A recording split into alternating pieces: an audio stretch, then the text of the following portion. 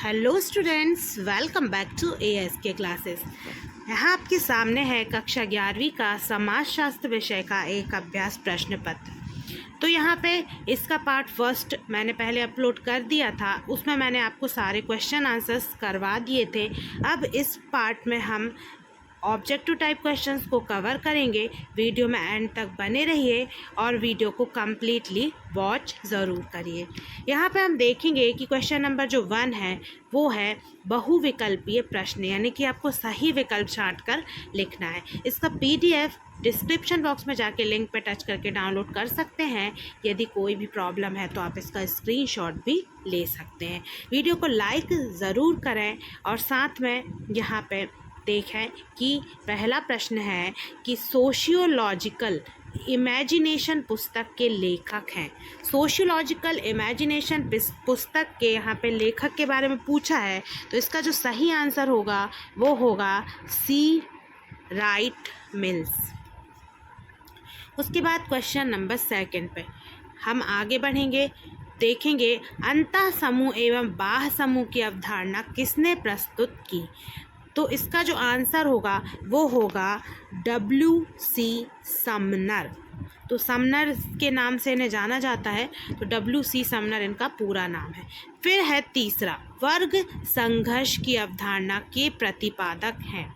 तो तीसरे का आंसर होगा बहुत ही ज़्यादा जो फेमस सोशलॉजिस्ट हैं, कार्ल मार्क्स। उसके बाद है क्वेश्चन नंबर 4, निम्न में से कौन सामाजिक नियंत्रण का अनौपचारिक साधन है। तो इसका जो आंसर है वो होगा धर्म। धर्म इसका करेक्ट आंसर हो जाएगा। उसके बाद है ऑप्शन नंबर 5, भारत में परंपरा में परिवर्तन का मार्क्सवादी सिद्धांत किसने प्रस्तुत किया। तो इसका जो आंसर होगा वो होगा D.P. मुखर्जी। D.P. मुखर्जी इसका सही आंसर हो जाएगा। तो उसके बाद है प्रश्न क्रमांक 6, निम्न विशेषताओं में से कौन सी विशेषता जाति व्यवस्था की नहीं है। तो इसका आंसर हो जाएगा ऑप्शन नंबर द समानता। अब उसके बाद हम आगे बढ़ेंगे, देखेंगे प्रश्न क्रमांक 2। प्रश्न क्रमांक 2 में पूछा गया है रिक्त स्थानों में सही शब्द लिखकर आपको पूर्ति करना है। पहला है समाज तथ्य की अवधारणा। सामाजिक तथ्य की अवधारणा किसने प्रस्तुत की। तो सही आंसर हो जाएगा दुर्खीम ने। दुर्खिम या दुर्खीम एक ही बात है। तो दुर्खीम ने सामाजिक तथ्य की अवधारणा प्रस्तुत की। दूसरा है परिस्थिति खालिस्तान का चलायमान भाग है। तो ये वाला आपके लिए मैं छोड़ रही हूँ, ये आपको करना है। फिर तीसरा है समाजशास्त्र शब्द खालिस्तान एवं खालिस्तान भाषाओं से मिलकर जो है वो बना है। तो पहले खालिस्तान में आएगा लैटिन और दूसरे खालिस्तान में आ जाएगा ग्रीक। ठीक है ना, पहले में आएगा लैटिन और दूसरे में आ जाएगा ग्रीक। अब उसके बाद है यहाँ पे तीसरा यह कंप्लीट हुआ है। फिर चौथा है G.P. मुर्डॉक ने खालिस्तान प्रकार की तृतीयक नातेदारी की चर्चा की है। तो इन्होंने 151 प्रकार की तृतीयक नातेदारी की चर्चा की है। अब उसके बाद फिर हम आगे बढ़ेंगे, देखेंगे नेक्स्ट क्वेश्चन में है क्वेश्चन नंबर 5, प्रभु जाति की अवधारणा खालिस्तान ने प्रस्तुत की। तो इसका हो जाएगा M.A. श्रीनिवासन। ठीक है, आंसर में क्या लिखेंगे M.A. श्रीनिवासन। ठीक है, ये इसका आंसर हो जाएगा। अब उसके बाद आगे बढ़ेंगे, देखेंगे प्रश्न क्रमांक 6, समाजीकरण एक खालिस्तान चलने वाली प्रक्रिया है। तो इसका आंसर हो जाएगा आजीवन या निरंतर। दोनों ही सही हो जाएगा। समाजीकरण एक आजीवन चलने वाली प्रक्रिया है। ठीक है ना। फिर उसके बाद हम यहाँ पे आगे बढ़ेंगे और देखेंगे नेक्स्ट क्वेश्चन। तो नेक्स्ट क्वेश्चन में क्या पूछा है, ये लास्ट है खालिस्तान का, इंडियन सोशियोलॉजिकल सोसाइटी की नींव किसने डाली थी। तो ये इसका आंसर हो जाएगा G.S. घुर्ये। एस घुर्ये। ठीक है, तो ये जो घुर्ये हैं ये भी बहुत ज़्यादा इम्पॉर्टेंट हैं, इनसे रिलेटेड कई क्वेश्चंस आपके ऑब्जेक्टिव टाइप में बन सकते हैं। अब उसके बाद फिर हम आगे बढ़ेंगे और देखेंगे सही जोड़ी मिलाकर लिखिए। तो यहाँ सही जोड़ी हम देखेंगे, पहला है कार्ल मार्क्स। ठीक है, तो कार्ल मार्क्स का जो आंसर होगा वो हो जाएगा अलगाव का सिद्धांत इन्होंने प्रतिपादित किया था। ठीक है ना। अब उसके बाद सेकंड है S C Dubey. S C जो दुबे हैं इनका सही हो जाएगा जो जोड़ी वो होगी यहाँ पे संस्कृतिकरण का इनने जो है सिद्धांत भी दिया और साथ में उसके बारे में इन्होंने अपने सिद्धांतों में चर्चा की है। फिर है तीसरा विद्यालय। तो जो विद्यालय है वो है द्वितीयक समाजीकरण। ठीक है, द्वितीयक समाजीकरण माना जाता है विद्यालय को। अब है न्यायाधीश। तो जो न्यायाधीश है वो हो जाएगा यहाँ पे अर्जित प्रास्थिति। ठीक है, अर्जित प्रास्थिति। उसके बाद फिर है कानून। तो कानून जो है वो आएगा आपका औपचारिक सामाजिक नियंत्रण के अंतर्गत। फिर है छठवा मैक्स वेबर। तो मैक्स वेबर जो है वो आ जाएगा नौकरशाही से संबंधित इन्होंने बहुत चर्चा की है। तो यहाँ पे आपकी सही जोड़ी कंप्लीट हुई। अब उसके बाद फिर हम आगे बढ़ेंगे और देखेंगे प्रश्न क्रमांक 4, एक वाक्य या एक शब्द में उत्तर आपको लिखना है। तो यहाँ पे हम देखेंगे, पहले हम सत्य असत्य को कंप्लीट कर लेते हैं, उसके बाद फिर हम इनको देख लेंगे, क्योंकि इनमें अभी आपको मैं बताऊंगी बड़े बड़े आंसर हैं तो उनको हम लास्ट में फिर कर लेते हैं। पहला है जाति एक बंद वर्ग है। ठीक है, पहला क्वेश्चन। तो अब इसका आंसर क्या होगा, सत्य असत्य, तो ये सत्य हो जाएगा। फिर है दूसरा, व्यक्ति का प्राथमिक सामाजिकरण परिवार में होता है, तो ये एकदम सत्य है। फिर है यहाँ पे तीसरा, राज्य सामाजिक नियंत्रण का औपचारिक साधन है, तो तीसरा भी सत्य हो जाएगा। फिर चौथा है वर्ग चेतना की अवधारणा कार्ल मार्क्स ने प्रतिपादित की, तो ये भी सत्य हो जाएगा। ठीक है, ये कैसा हो जाएगा, सत्य हो जाएगा। फिर उसके बाद है पांचवा, समाजशास्त्र की उत्पत्ति अमेरिका में हुई, तो ये असत्य है।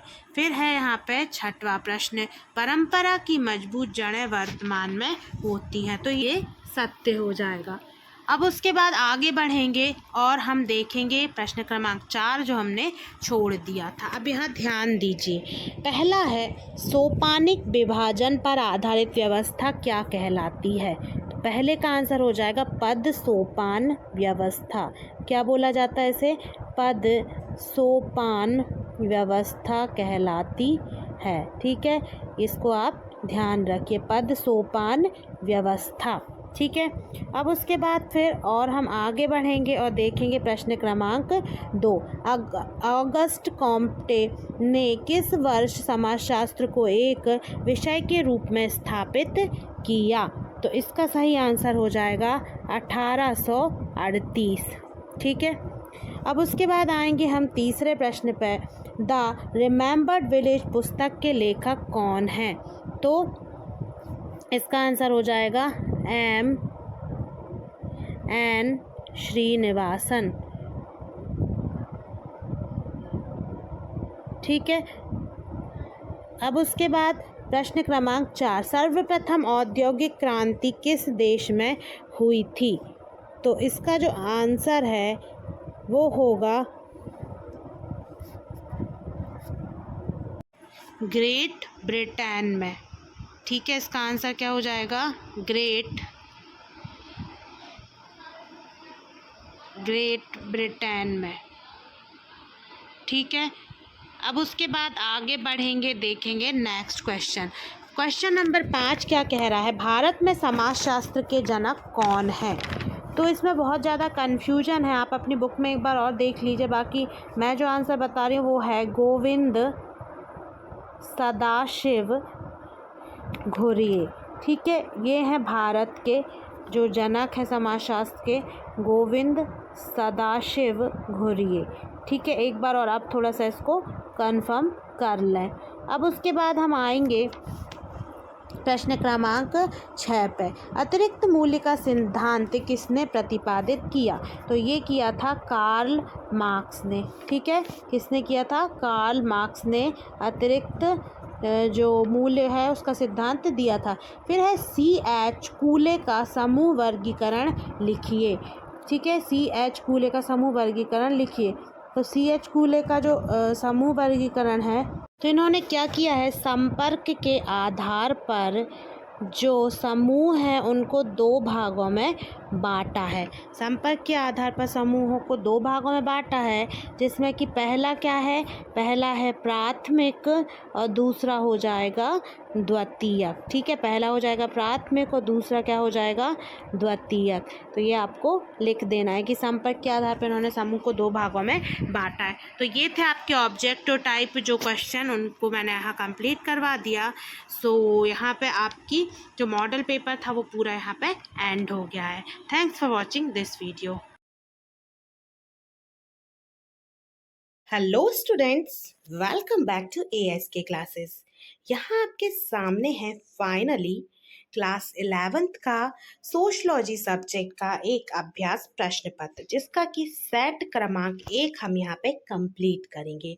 तो इस मॉडल पेपर के अंदर आपके त्रैमासिक परीक्षा के सिलेबस के अकॉर्डिंग सारे मोस्ट इम्पॉर्टेंट क्वेश्चंस को रखा गया है। तो इसमें जो जो क्वेश्चंस बताए जा रहे हैं तो उनको आप जो मैं क्रम से बता रही हूँ तो उसी क्रम से अच्छे से याद कर लीजिए। जो याद कर लिए उनको रिवाइज कर लीजिए। और एक और बहुत अच्छी गुड न्यूज़ है कि मैंने इस बार आपका पूरा फुल सॉल्यूशन का ही वीडियो बनाने के लिए मैंने पूरा जो आंसर किया वो तैयार किया है। मतलब कि जो क्वेश्चंस हैं उनके मैं सबके आंसर भी बताने वाली हूँ। तो वीडियो को लाइक करिए, ज़्यादा से ज़्यादा शेयर कीजिए। इसका PDF आपको डिस्क्रिप्शन बॉक्स से जाके डाउनलोड कर लेना है। यदि आपको कोई भी दिक्कत आती है तो आप इसका स्क्रीनशॉट भी ले सकते हैं। तो यहाँ पे हम वीडियो को शुरू करते हैं, और उससे पहले यहाँ पे आपको मैं एक बात बताना चाहूँगी कि आपको अपनी तैयारी और भी बुक से कर लेनी है, क्योंकि ये एक मॉडल पेपर है और इसमें इम्पॉर्टेंट क्वेश्चंस हैं। बट जितने इम्पॉर्टेंट क्वेश्चंस हम दे रहे हैं तो 100% कोई भी पेपर इससे नहीं आने वाला। इसलिए यहाँ पे हम वीडियो को शुरू करते हैं।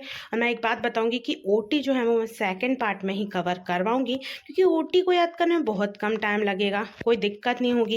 लेकिन यहाँ क्वेश्चन आंसर्स ना एंड मौके पे आपको होते नहीं हैं याद।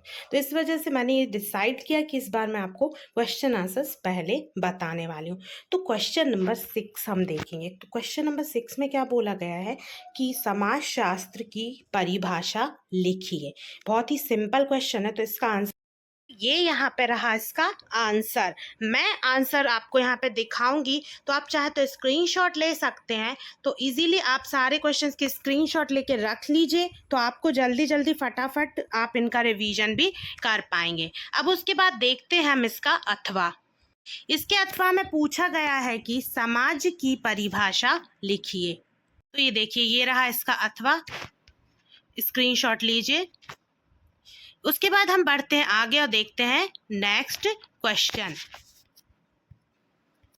तो यह नेक्स्ट क्वेश्चन क्या है, प्रश्न क्रमांक 7, परिस्थिति किसे कहते हैं लिखिए। तो ये रहा इसका आंसर, आप इसका स्क्रीनशॉट ले लीजिए। हम आगे बढ़ते हैं, देखते हैं यहाँ पे प्रश्न क्रमांक 7 का अथवा, भूमिका किसे कहते हैं लिखिए। तो ये रहा इसका अथवा, इसका भी स्क्रीनशॉट ले लीजिए और आप इसको अच्छे से याद कर लीजिए। फिर है यहाँ पे प्रश्न क्रमांक 8, अंतर्विवाह किसे कहते हैं। ये रहा इसका आंसर। इसके बारे में कुछ और बातें हैं जिनका भी आप स्क्रीनशॉट लेके रख लीजिए, क्योंकि यदि ज़्यादा नंबर का क्वेश्चन आता है तो आप उसमें आपको ज़्यादा जो उत्तर है वो बड़ा, और साथ में उसमें ज़्यादा आपको शब्द लिखने पड़ेंगे। तो उसके बारे में आपको जानकारी होना ज़रूरी है। फिर यहाँ पे है उसका अथवा, बहिर्विवाह किसे कहते हैं। तो ये रहा इसका आंसर। इसका भी स्क्रीनशॉट ले लीजिए और इससे जुड़ी आपको कुछ और बात है यहाँ बताई गई, तो उसका भी स्क्रीनशॉट लेके रख लीजिए। अब देखते हैं हम नेक्स्ट क्वेश्चन। नेक्स्ट क्वेश्चन है क्वेश्चन नंबर 9। क्वेश्चन नंबर 9 में पूछा गया है संस्कृति का अर्थ स्पष्ट कीजिए। तो ये देखिए, ये है इसका आंसर। फिर उसके बाद नीचे इससे जुड़ी कुछ बातें बताई गई, उनका भी आप स्क्रीनशॉट ले लीजिए। फिर है इसका अथवा समाजीकरण की परिभाषा लिखिए। तो ये रहा इसका आंसर। फिर है अगला प्रश्न, प्रश्न क्रमांक 10, प्रतिस्पर्धा का अर्थ स्पष्ट कीजिए। तो ये रहा इसका उत्तर और इससे जुड़े कुछ और बिंदु हैं। अब उसके बाद देखते हैं हम नेक्स्ट क्वेश्चन। नेक्स्ट क्वेश्चन है यहाँ पे क्वेश्चन नंबर 10 का अथवा सहयोग का अर्थ स्पष्ट कीजिए। तो ये रहा इसका आंसर। उसके बाद इससे जुड़ी कुछ बातें हैं जिनका आप स्क्रीनशॉट लेके यहाँ पे पढ़ सकते हैं। फिर है अगला क्वेश्चन, क्वेश्चन नंबर 11, जाति को परिभाषित कीजिए। तो ये रहा प्रश्न क्रमांक 11 का उत्तर। उसके बाद देखते हैं हम नेक्स्ट क्वेश्चन। तो यहाँ नेक्स्ट क्वेश्चन जो है वो है वर्ग को परिभाषित कीजिए।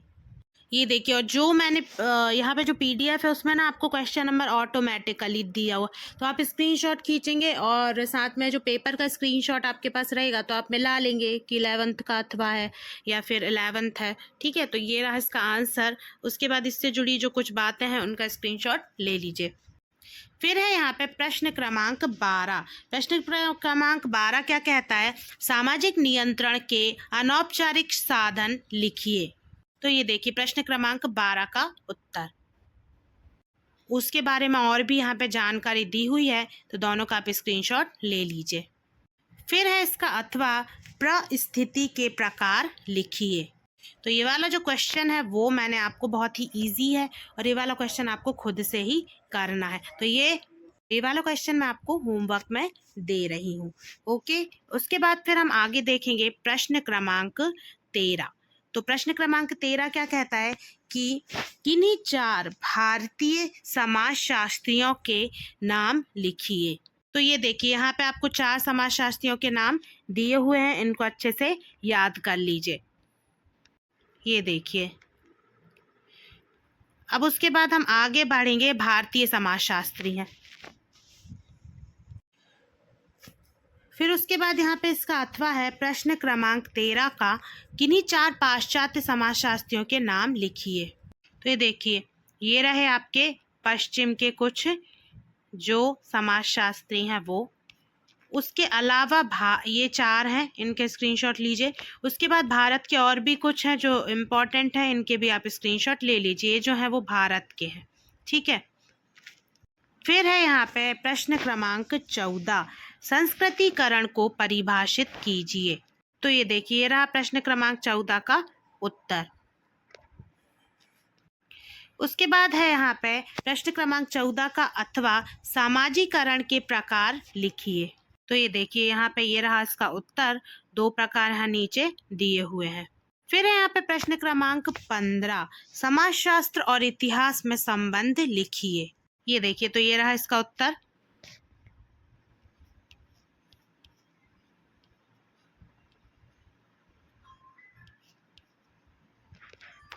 तो इसको अच्छे से देख लीजिए। ठीक है, फिर उसके बाद है इसका अथवा यहाँ पे समाजशास्त्र और अर्थशास्त्र में संबंध को समझाइए।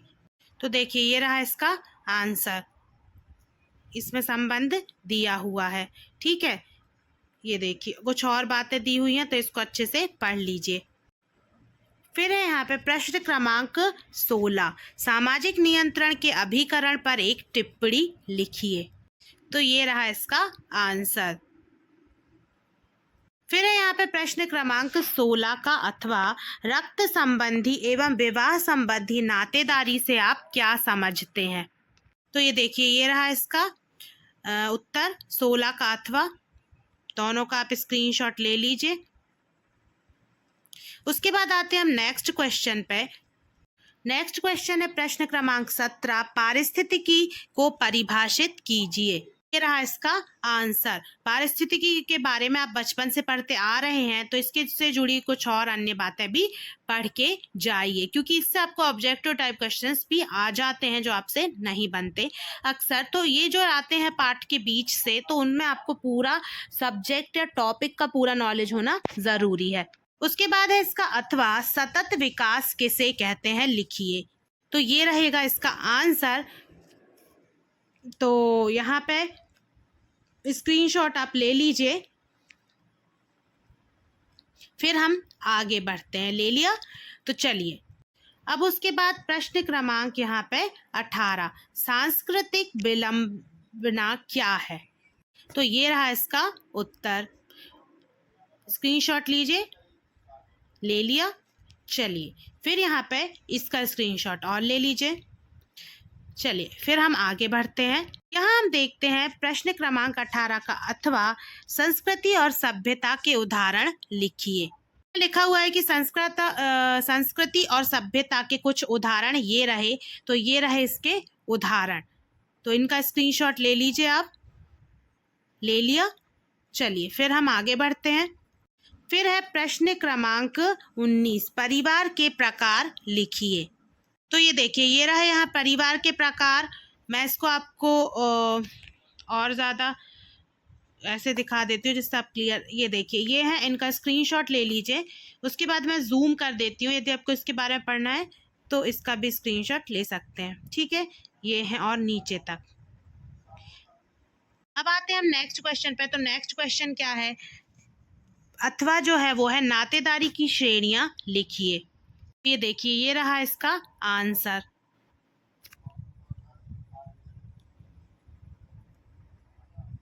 अब है यहाँ पे प्रश्न क्रमांक 20, यांत्रिक एकता व सावयवी एकता पर टिप्पणी लिखिए।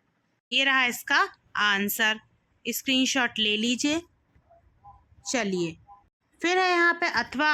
अथवा क्या है कि नौकरशाही व्यवस्था के बारे में विस्तार से लिखिए। तो ये देखिए, ये रहा इसका आंसर।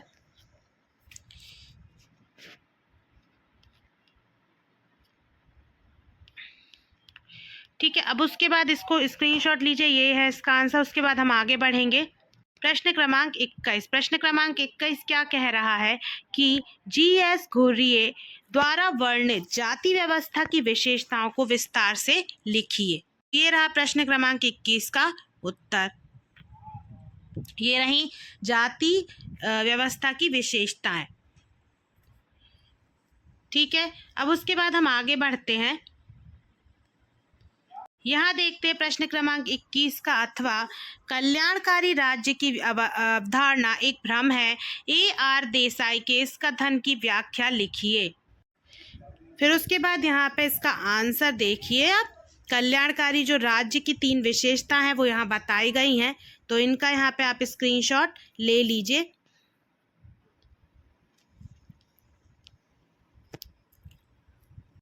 अब उसके बाद हम आगे बढ़ते हैं और देखते हैं प्रश्न क्रमांक 22। प्रश्न क्रमांक 22 में क्या पूछा गया है कि यहाँ पे सामान्य बोध और समाजशास्त्री ज्ञान की तुलना कीजिए। तो ये रहा इसका आंसर। स्क्रीनशॉट आप ले लीजिए। चलिए, ले लिया होगा। अब हम आगे बढ़ते हैं, देखते हैं नेक्स्ट क्वेश्चन। नेक्स्ट क्वेश्चन क्या बोल रहा है कि समाजशास्त्र के उदय में योगदान देने वाली समकालीन घटनाओं का वर्णन कीजिए। ये देखिए, इसका आधा आधा स्क्रीनशॉट ले लीजिए। ये है, फिर उसके बाद आगे का जो आंसर है वो ये है। ठीक है, अब है यहाँ अंतिम प्रश्न, प्रश्न क्रमांक 23, पर्यावरण की प्रमुख समस्याओं पर एक निबंध लिखिए। तो ये देखिए, ये रहा इसका आंसर। स्क्रीनशॉट लेते चलिए। फर्स्ट, फिर यहाँ सेकंड, फिर ये थर्ड, फिर फोर्थ, फिर है यहाँ फिफ्थ। ठीक है, अब यहाँ पे निष्कर्ष है, इसका और स्क्रीनशॉट ले लीजिए। अब यहाँ पे अंतिम प्रश्न है, संरचनात्मक परिवर्तन से आप क्या समझते हैं, लिखिए। ये रहा इसका आंसर। तो यहाँ पे ये वाला जो आपका मॉडल पेपर था वो ख़त्म होता है।